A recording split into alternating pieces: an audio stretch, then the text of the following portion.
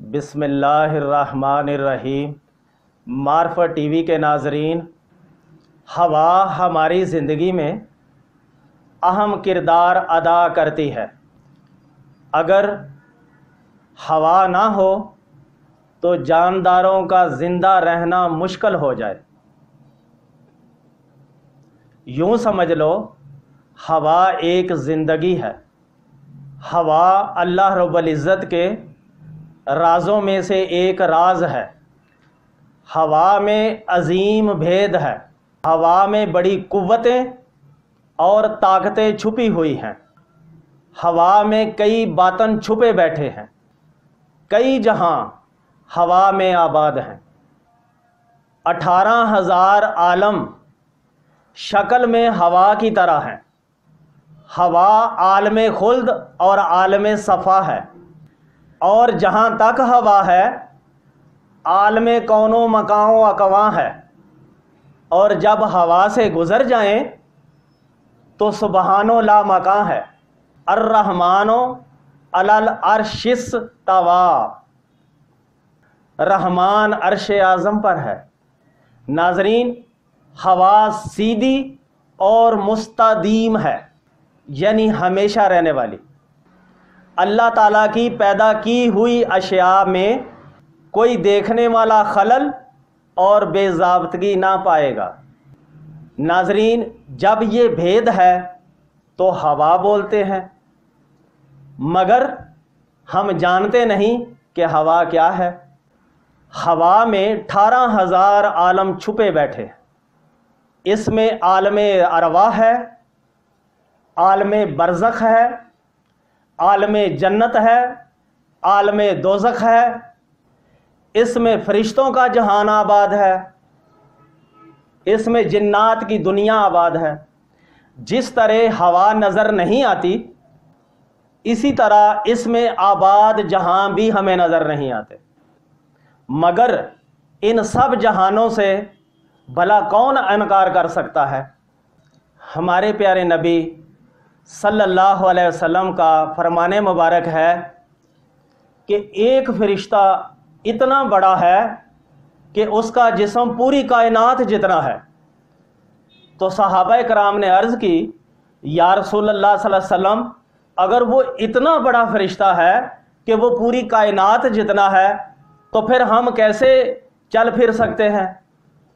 تو آپ صلی اللہ علیہ وسلم نے فرمایا کہ اس فرشتے کا جسم اتنا لطیف ہے کہ محسوس کیے بغیر ہم اس کے آر پار چلے جاتے ہیں۔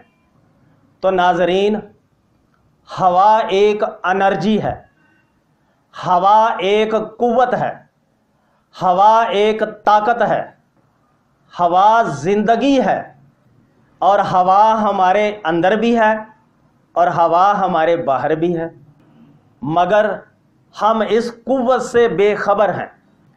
ہوا میں چی پاور بھی ہے، ہوا میں ریکی پاور بھی ہے، ہوا میں میگنیٹ پاور بھی ہے، یعنی ہوا اپنے دامن میں ہزاروں قوتیں چھپائے بیٹھی ہے، اور عقل والوں کے لیے اس میں کھلی نشانیاں ہیں۔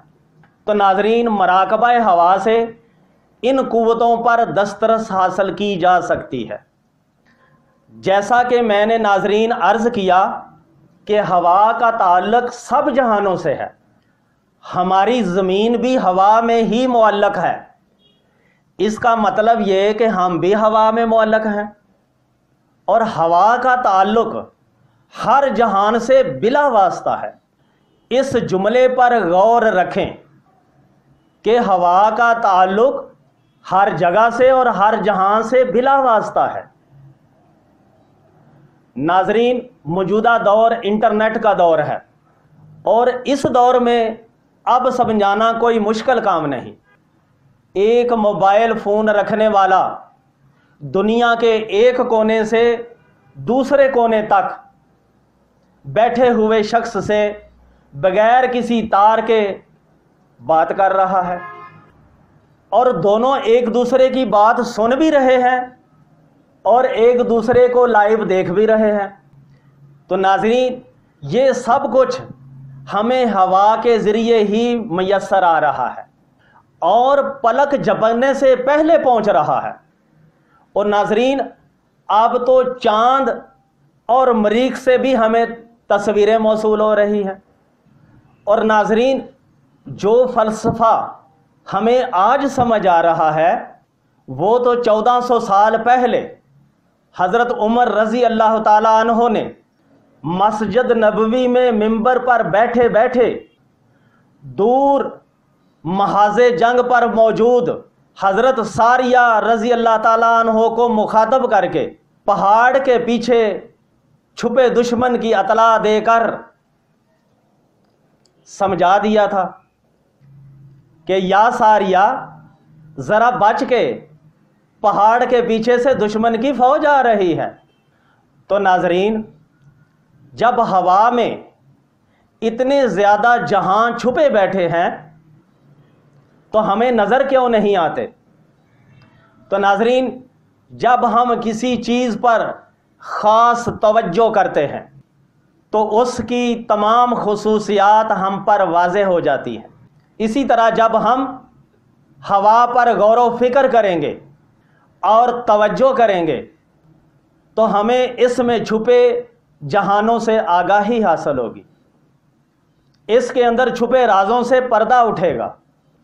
ناظرین، سمندر میں اتریں گے تو سمندر کی گہرائی کا پتہ چلے گا۔ تو ناظرین، یہ بھی یاد رکھیں، جو تیرنا نہیں جانتا وہ سمندر میں ڈوب مرے گا، اور جو تیرنا جانتا ہے وہ سمندر کی تہوں سے کئی موتیوں لال نکال باہر لائے گا۔ اس لیے میں اکثر کہا کرتا ہوں کہ کوئی روحانی استاد پکڑے، جس طرح ظاہری علوم، physics, chemistry, biology, engineering, medical, computer کی تعلیم کے حصول کے لیے اچھے اچھے استاد تلاش کرتے ہو، اور یہ تو باطنی علم ہے، چھپا ہوا علم ہے، اس کو تم از خود کیسے سیکھ جاؤ گے؟ تو ناظرین، کسی روحانی پرسن کی شاگردی اختیار کریں، وہ اپنے تجربات کی بنیاد پر بہت جلد تمہیں روحانیت کے گر سکھا دے گا۔ اور ویسے بھی ناظرین، کائنات کا نظام ایک ترتیب سے ہے، بغیر ترتیب کے نہیں۔ ناظرین، چند لوگوں کا مجھ پر اعتراض ہے کہ خاص روحانی راز میں عام لوگوں کو بتا رہا ہوں اور ان رازوں کو چھپائے رکھوں، عام نہ کروں، کیونکہ لوگ ان رازوں کی ناقدری کریں گے۔ میرا ان دوستوں سے جو اعتراض کرتے ہیں کہنا ہے کہ ناقدری کرنے والے چند ہیں جو انگلیوں پر گنے جا سکتے ہیں، مگر قدر کرنے والے لاکھوں ہیں، اور میری نظر لاکھوں کروڑوں کی رہنمائی پر ہے، جو صدقے دل سے میری بتائی ہوئی باتوں پر عمل کر رہے ہیں۔ بلکہ میں تو یہ کہتا ہوں کہ ابھی تک تو میں نے مراقبہ غار حرا بھی بیان کرنا ہے، جو ہمارے پیارے نبی حضرت محمد مصطفیٰ صلی اللہ علیہ وسلم غار حرا میں فرشتہ جبرائیل آنے سے پہلے، یعنی اقرا بسم ربک الذی خلق کی آیات نازل ہونے سے پہلے کیا کرتے تھے۔ اور وہ لوگ جو یہ چاہتے ہیں کہ ایسے راز ملتے رہیں، ان سے گزارش ہے کہ وہ ابھی فوری طور پر میرے اس چینل کو سبسکرائب کریں اور بیل آئیکن کے بٹن کو پریس کر دیں، تاکہ آئندہ آنے والی اہم ویڈیو سے آپ کو جلد آگاہی حاصل ہو سکے۔ آپ اس ویڈیو کو لائک بھی کریں اور شیئر بھی کریں۔ تو پیارے ناظرین، مراقبہ ہوا کیا ہے؟ مراقبہ ہوا ایک آسان مگر پر اثر مشق ہے۔ یہ اشغال چشتیہ میں سے ہے۔ اس کی مداومت سے زبردست روحانی قوت حاصل ہوتی ہے، کشف حاصل ہوتا ہے، باطنی مخلوقات سے رابطہ ہوتا ہے، الہام ہونے لگتا ہے، اسپرچول ٹریولنگ آسان ہو جاتی ہے۔ بلکہ یوں سمجھ لو کہ مراقبہ ہوا سے ایک زبردست خدائی انرجی ہاتھ آ جاتی ہے۔ تو ناظرین، مراقبہ ہوا یہ ہے کہ کھلی فضا ہو، میدان ہو یا پارک ہو یا پہاڑ ہو یا مکان کی چھت ہو، جہاں سے آسمان نظر آ رہا ہو، وہاں پر آسان اور ایزی نشست لیں، یعنی مربع یا چوکڑی مار کر بیٹھ جائیں اور کمر سیدھی رکھیں اور اپنی آنکھیں کھلی رکھیں اور سامنے ہوا میں دیکھیں اور کوشش کریں کہ پلکیں نہ جھپکیں۔ اس مراقبہ میں پلکوں سے آتش یعنی آگ ابھرتی ہے جو تمام جسم کو گھیر لیتی ہے، اور اسی آگ سے عشق پیدا ہوتا ہے۔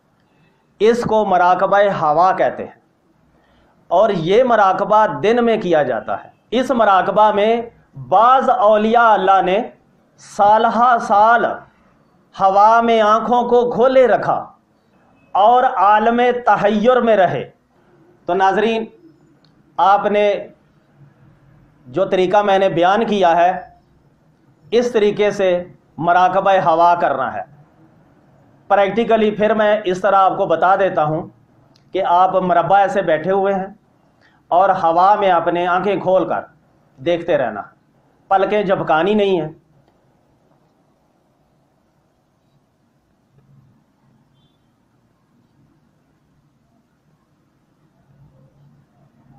آپ نے اپنی پیشانی کے سامنے جو فضا ہے، اس فضا کے اوپر یعنی جو ہوا ہے، اس ہوا کو آپ نے غور سے دیکھنا ہے۔ اور ناظرین، اس کا ایک دوسرا طریقہ بھی ہے جو رات کو کیا جاتا ہے۔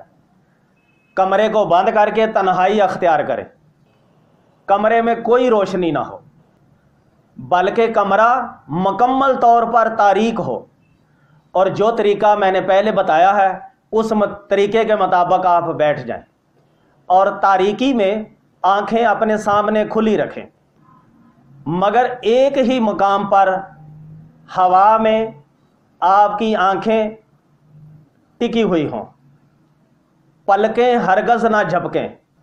تو ناظرین، عالم قدس کے انوار چمکیں گے اور حق تک رسائی ہوگی۔ تو پیارے ناظرین، یہ دونوں مراقبات آپ پہلے قابل برداشت حد تک کریں، پھر اس میں روزانہ ٹائم کا دورانیہ 1 منٹ بڑھاتے رہیں، کم از کم آدھا گھنٹہ یعنی 30 منٹ تک بغیر پلک جھپکائے مراقبہ ہوا کریں۔ اور اگر آپ اس سے زیادہ کریں گے تو فوائد اور زیادہ حاصل ہوں گے۔ اور ناظرین، روحانی لائن پر آنے والوں کے لیے ان دونوں مراقبات ہوا کا کرنا بہت ضروری ہے۔ اگر آپ کو یہ دونوں مراقبات کرنے میسر نہیں تو ان دونوں میں ایک ضرور کریں۔